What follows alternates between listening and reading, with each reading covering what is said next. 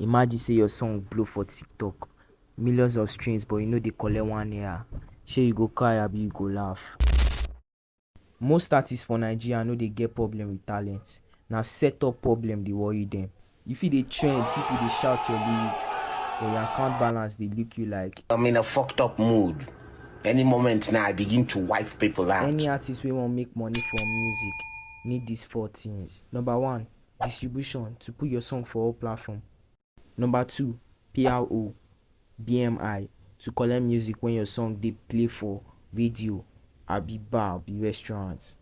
Number 3, publishers, song trust or centric music, to collect your writing money worldwide. Number 4, neighboring rights, for digital studio and international plays. If you miss one of these, you dey lose money and you no know. Many artists now dey rush drop song because of TikTok trend, but they no set up anything. After hype finish, no money enter. No be lie. My advice be say no rush like say you dey do giveaway. Build am well so money go follow am. Na this thing make me dey do artist profiling.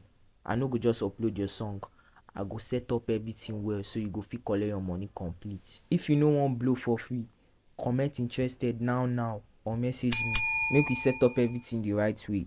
Some artists dey famous for streets but broke for bank app. Make e no be like them. Thanks for watching the video to this part. Peace.